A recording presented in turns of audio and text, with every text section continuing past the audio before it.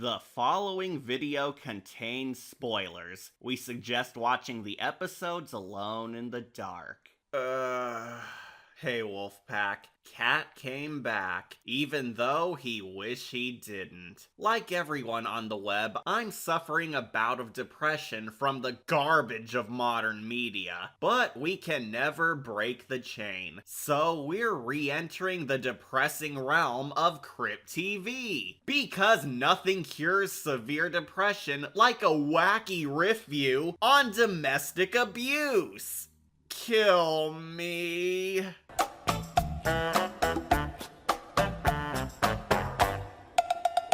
So, our webisode opens up with a dysfunctional family at each other's throats. Always fun. We have zero clue why they're fighting, so we don't care. The dad wallops his wife before needing a smoke break, only for a ghost child to toy with him.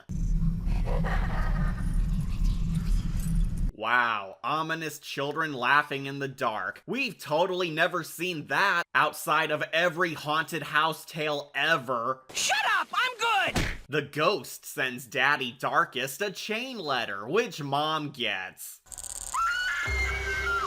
Will you clam up? This could have been a solid scary start if they hadn't already shown us the dad's bloody mess in the first second.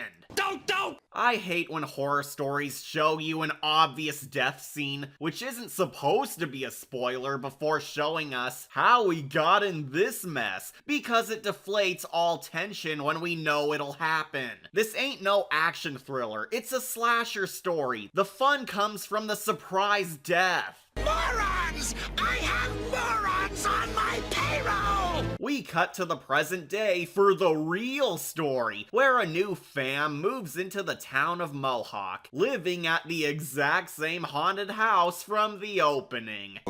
Oh! We're quickly introduced to our main characters, the Walker family, who are awful. They're a depressed, dysfunctional family who all hate each other, so we can cheer on the monster for killing them all.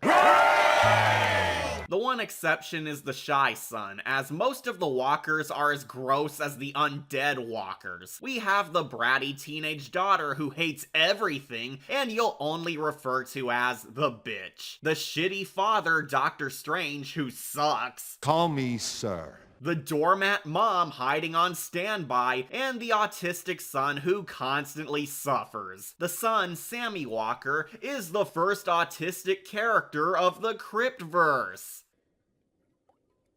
Yeah, that's pretty much the only note why he's talked about, because they give us no reason to care about him beyond that. Sammy's the only person you feel for because he has such a shithead clan who look down on him, as this family is as lovable as the previous idiots who lived here. The classic outsider other reindeer who can't fit in with the other reindeer games. It's rather cheap and manipulative writing, since of course you're going to like the Spectrum Squirt when everyone else is a one-note asshole like a Rob Zombie horror jackoff. Heck, even the neighbors fail to like these pricks. So, what brings you to our neck of the woods?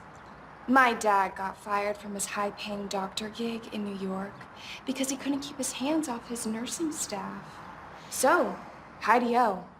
Here we are in bumfuck USA. Gross. Fucking bitch! Wow, I really hope they live. I sure hope these unlikable pricks don't die in this grim tale where there's a ghost who shreds unlikable pricks. Naturally, the hateful idiots hate it here and are super punchable for it. The dad doesn't even do much until halfway in, and they make sure you hate him as his backstory includes sexual harassment, bickering with his broken fam, and moving here in this hellhole because of his screw-up. These are the stars? You all suck at everything! Sammy even spurgs out because of the constant arguing causing drama. This is literally the only time his autism ever comes up in the whole movie, because you will 100% forget he even has it. It's completely useless and only here for a cheap virtue signal. Prostitute! Speaking of, some new bitch who I swear is just the bitch sister's clone picks on Sammy, only to disturb a spirit who defends the boy by spooking her. Grateful, Sammy soon befriends the friendly ghost, our anti-villain, the chain letter bootleg Samara, Crypt TV's Estelle.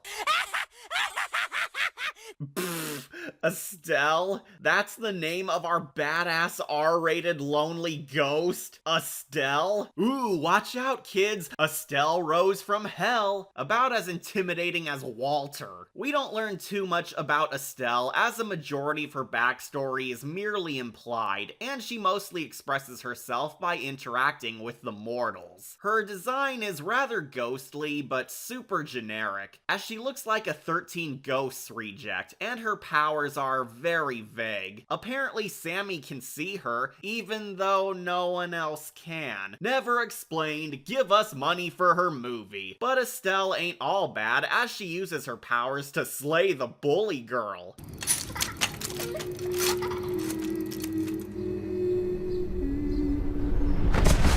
Fatality. Looks like things are flying off the chain.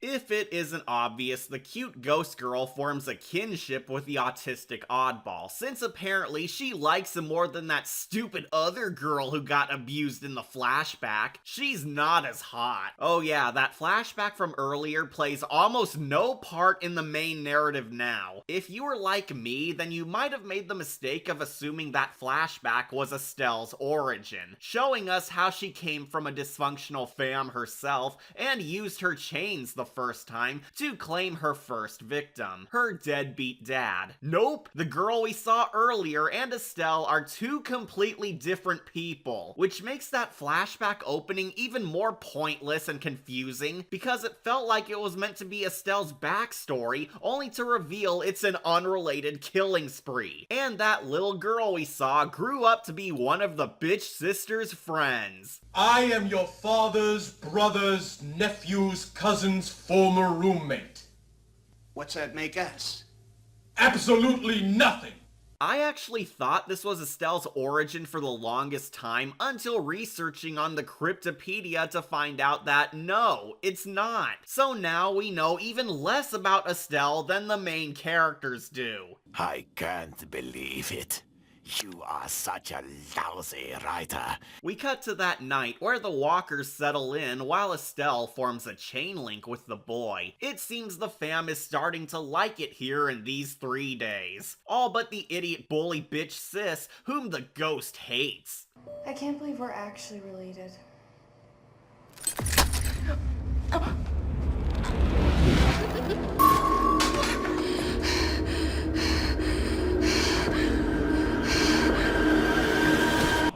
I guess I'll tell no one about this. That's not just a stupid gag, that actually happens. The idiot bully sister is attacked by the ghost, sees the ghost, and never talks about it ever again. What? Yeah, she now knows their house is haunted by Estelle, then proceeds to never acknowledge it ever again. In fact, she actually continues to bully Sammy while knowing that Estelle exists and likes him. She still acts like a bitch, even with the knowledge the ghost girl can kill her anytime. What, are you retarded? This has got to be the dumbest character we've ever seen on Crypt TV. As if you don't already hate this family for being asshats and neglecting their son's feels, they're also dumber than the dumbest of horror morons. Garbage writing. The only plus is that Sammy gets closer and closer to Estelle throughout the arc. So close they even share the bathroom together. Sadly, he's forced to make nice with his bitch sis and walk to school together with her girl posse, including that bully biker girl from earlier? Wait, didn't she die? 'Tis but a scratch. But his away time starts making Estelle jelly. Oh no, her man has all these girls begrudgingly hanging around him. She wants to be the only gal he waits outside the bathroom for. No, I'm telling you, this town is pathetic.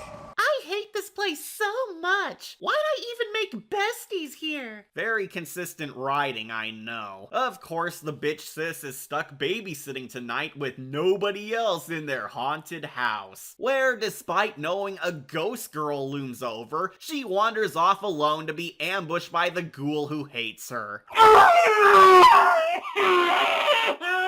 You're not even trying anymore, are you? I swear, whoever wrote this does not have much imagination, because these characters are all so stupid, and the bad cliches are only made worse when you see everything coming from a mile away. Surprise, all the creepy scenes are dumb jump scares.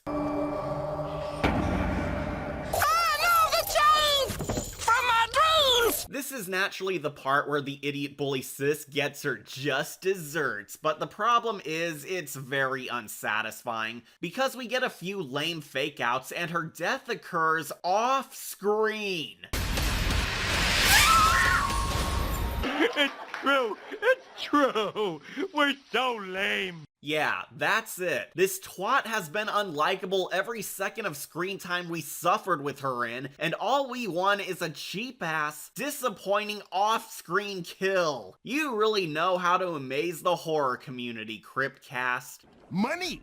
Doctor Strange returns, only to hilariously find the Horde dead, rewarding us with his equally funny acting. Seriously, this looks like something out of a South Park sketch, not a dramatic tragedy.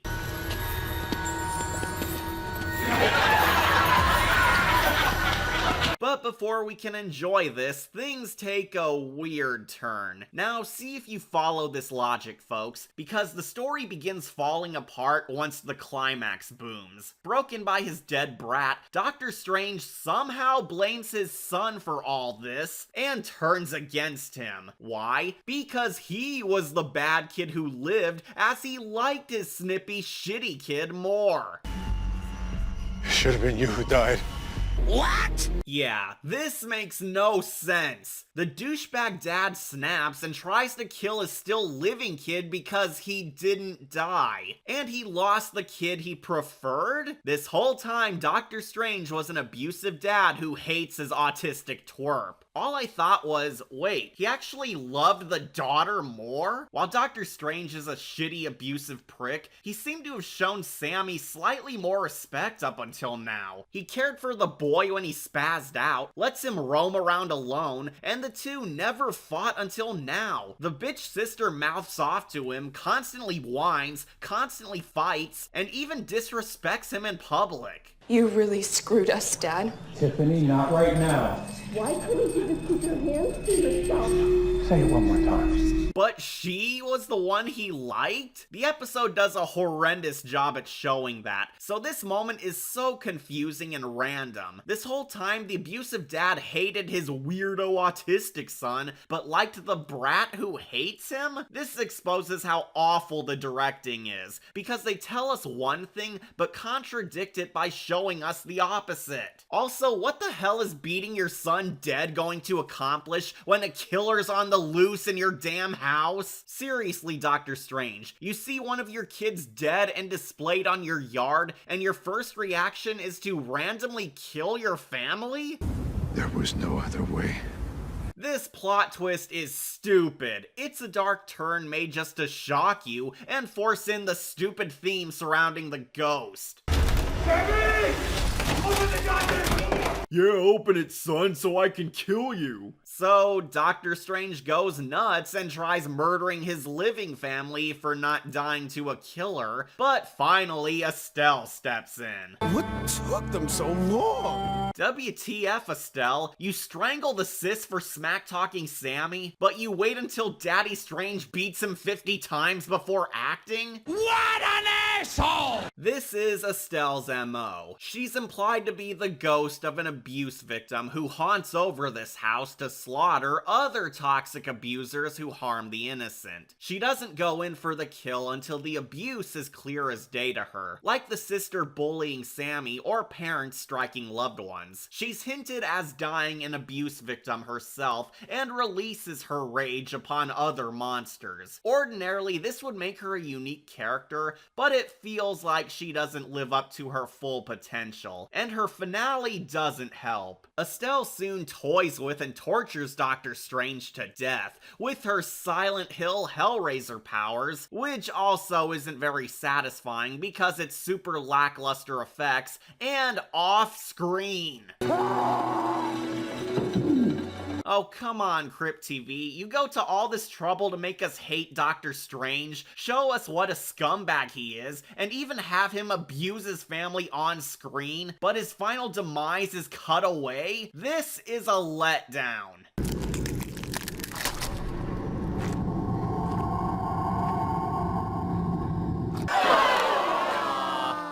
It's not over yet! As if you didn't hate Sammy's fam enough, the mom actually ditches her beaten, bloody kid to save herself. Fucking bitch. Yeah, even the doormat mom is an unlikable pussy just as bad as Doctor Strange. She runs away to save herself, leaving her injured kid alone in the ghost house to fend for himself, and not even tries rescuing her baby. Why should we want her to live if she's a whore too? Women are not people. She begs for aid, only to get our twist ending. Surprise, the whole town's in on it. They know about the ghost because the Walker family were secretly sacrifices.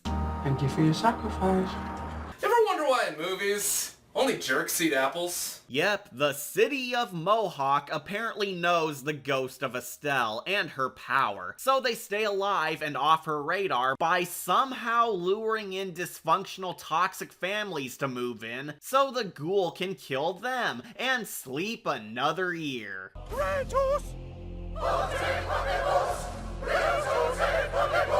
The entire town all wear these weird Ghostbusters pagers to ward the spirits off, which they purposefully never gave the family. They deliberately abandon Mom so Estelle can swallow her soul. Help me! Don't worry, Mrs. Walker. We'll get you all the help you need. Now you got burned. Again, like Estelle, this is almost a nice idea, but it quickly falls apart once you think about it. Like, how do they lure abusive families to move in when the thing about abusive homes is that most people don't know who has abusive homes because they happen behind closed doors? How the heck did these living people even reach this crazy deal when Estelle doesn't seem to have any friends or speaking skills or patience for any humans that aren't Sammy? Who made these Ghostbusters pagers? And how do they protect you from a chain-wielding ghoul? Too many questions. Too many questions. And finally, if the whole town knows Estelle haunts them, then how the hell do the sisters' local friends not know about her? Great continuity! There's just way too much info and ideas on display that are not served proper justice, and worst of all, kind of confuse the viewer because the bad direction does not clarify any of this. But yeah, Mohawk is a ghost town, and the Walkers were soul food for Estelle. Mom learns the awful truth that nobody can escape Silent Hill, and she's hooked.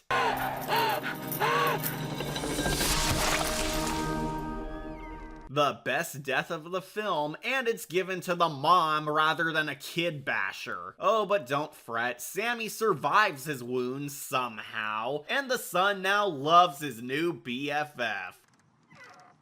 I like it here. Whoa, watch out, Danny and Hannah, you've been replaced. I think I missed a spot.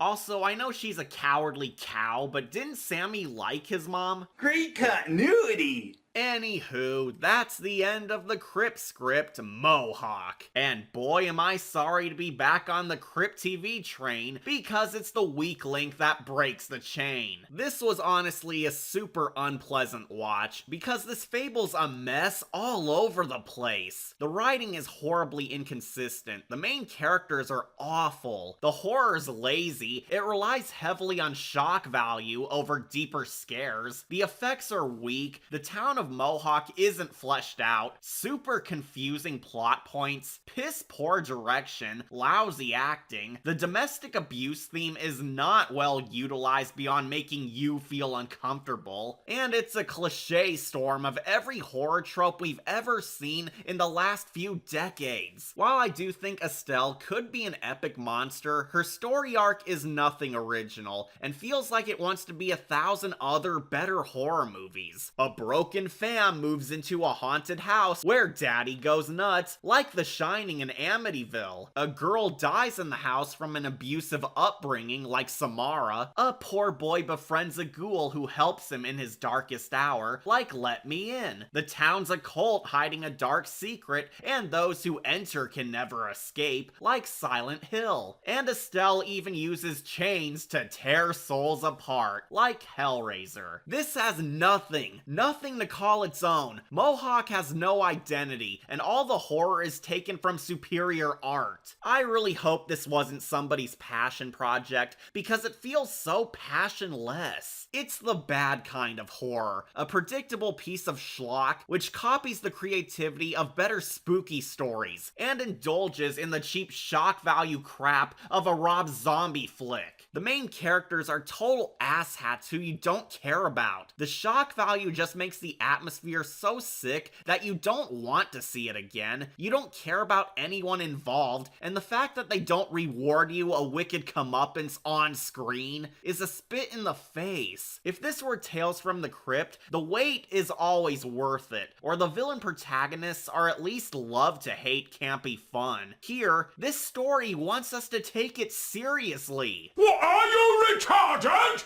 They want us to see this as some deep epic which tackles domestic abuse with this ultra-serious atmosphere like they're really saying something, but it fails. They clearly didn't write it well, and the depression angle only makes it a miserable time. It's just too depressing to sit through, and you don't have much fun when we're stuck with the douche fam when the ghost is clearly more interesting. The writing's plain awful, full of so many contradictions and idiot moments that soil on their serious horror. I was super confused by a lot which occurred, and events unfolding felt way too random, like there wasn't enough time dedicated to let them sink in. We only like Sammy because naturally, most of you feel bad for an abuse victim, but ultimately, he's a flat character. Estelle is also not that magical a monster, as she's every generic ghost child character you've ever seen before, and the fact that her backstory's neglected, like her childhood, only makes her forgettable. Mohawk sucks because it's nonsensical, poorly directed, poorly written, poorly scary horror schlock that broke the Crypt universe's otherwise strong chain of wins. So, I grant this webisode a decayed skull. The only saving grace is the relationship between Sammy and Estelle, but everything else is something you'd see in the dark horror movie era. Mohawk is in serious need of a new style. I'm your host, Catastrophe, and I'll see you all next time. Hopefully.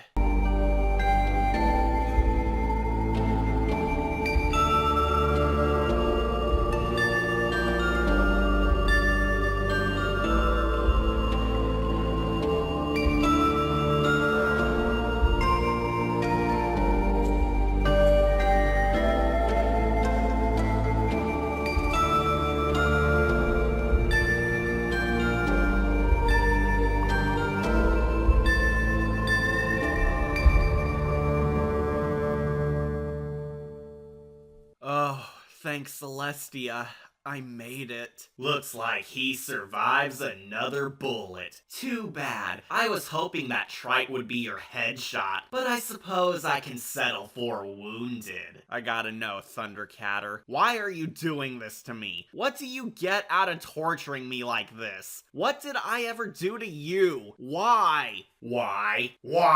Did you hear that, Scaredy Cat? He wants to know why. Because you are a worthless waste of space who ruined my life. How? By existing? Exactly. If we weren't wasting so much time pandering to you, pleasing you, or focusing on you and your stupid brother, then I'd be running this show. I should be atop of the stars, earning my high praise from the peasants. I was destined for greatness.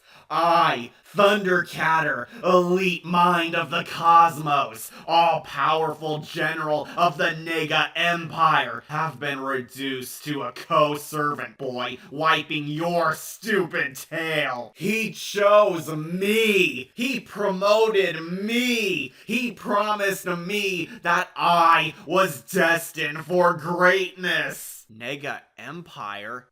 You can't possibly mean... Yes, he understands. The last kitten smells the litter box. You robbed me of my dreams by slaying Nega Wolf and his pet. You stood in my way for the last time, Catastrophe. No, you're all from Nega Wolf's empire? Pinky, you cats work for Mechanicat? Work for? Ha! We are the Empire. After you and your stupid brother killed my meal ticket, we became the Empire. This council are the only remnants of a bygone regime. Nega Wolf overlooked me as his rightful second in command in favor of that loser Mechanicat, even though I built him. But our wolf vowed to gift me my own galaxy, where I'd be heralded as a god, like the felines of old. But here we are, working with the idiot reviewer who slayed our superiors. A fool's dream of leeching your power. You'll die for robbing me of my one shot at greatness. Greatness?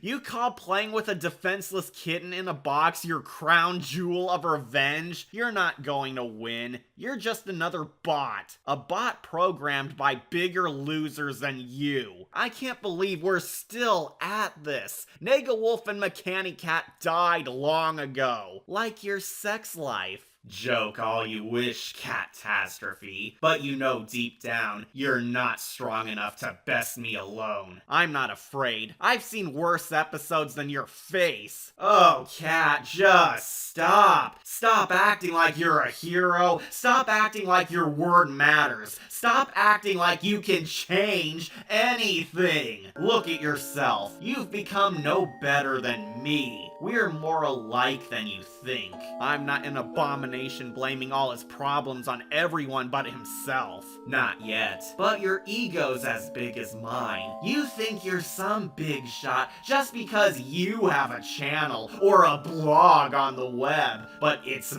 meaningless. There's others just like you, and more growing every day. You're one of many. There's nothing special about you. People don't care about your craft. Your time is dying. Your era is at an end. You'll be just like me, a peppy hotshot who thinks they're going to hit it big, only to end up a forgotten smear left for dead. That's not true. I can keep doing this for fun. People like me. Do they? How long does hype last? I've turned your fans against you with mere bad episodes, negative opinions, and even got your views down. On the outside, you're nothing. You're a cute dancing pet people will watch until they click on something else. You're only trying to break my spirit. True. But you know what they say, the truth hurts. I won't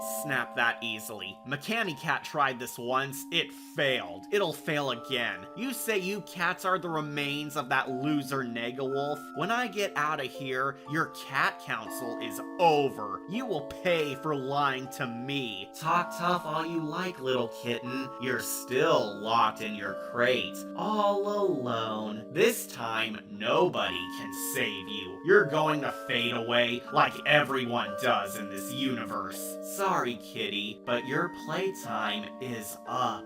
I don't want to be forgotten. I won't be.